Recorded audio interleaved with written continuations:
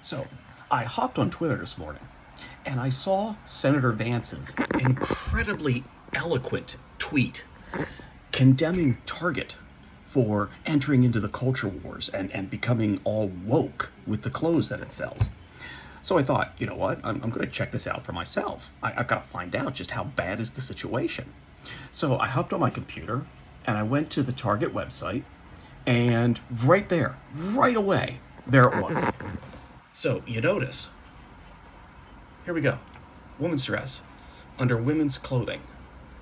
If you look through the Target website, you will discover under women's clothing, they have all sorts of styles. Dresses, shorts, shirts, pants, all manner of women's clothes that a transgender woman could wear and look like a woman. It's true. Target clearly has gone woke. And I thought, well, how far does this go? So I popped on over to the men's section. And sure enough, if you look at the Target's men's section, you're going to find out that Target sells shirts and t-shirts and shorts, all sorts of clothes that a transgender man could wear and would look just like a man.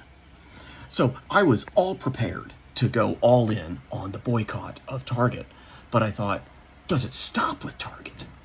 So I went to Walmart. I mean, of course, Walmart wouldn't be into this. And what do you know? Right away, I find, well, first, justice. I mean, who even wants justice? But look at this. They're selling all sorts of clothes that a transgender woman could wear and look just like a woman. And turns out if you go to their men's section, it's exactly the same. And it's worse. I went to Kohl's, I went to JCPenney. Everywhere I went, they're selling clothes that a transgender person could wear, and then that person would look like the gender that they've chosen for themselves, as opposed to the one that we're trying to dictate to them. It's ridiculous. So then it occurred to me, it's not enough to boycott Target because it's everywhere. Clearly what we need to do is boycott clothing. Because you see, if we're all naked, well, then we'll know.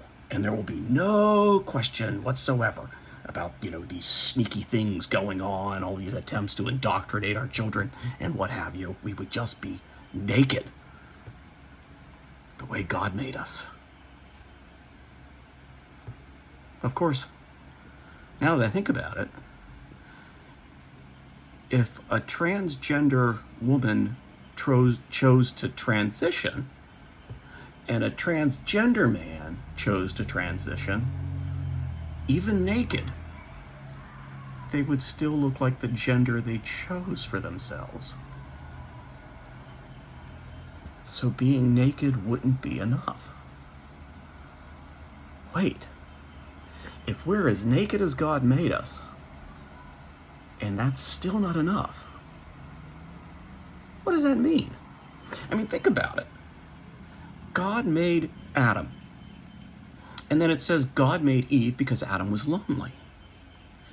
But this is God. God easily could have made another Adam.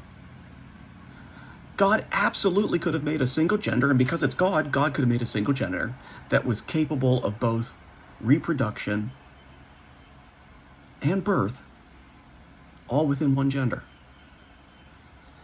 But God didn't choose just one gender. In fact, when faced with the decision where he could have just had one gender, God opted for diversity.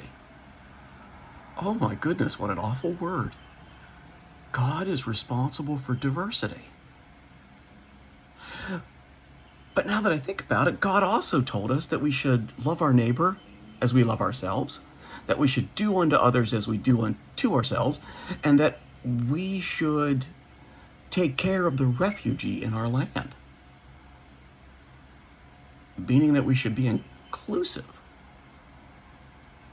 And if we're to love our neighbor as we love ourselves, if we're to do unto others as we would have done unto ourselves, that sounds an awful lot like equity.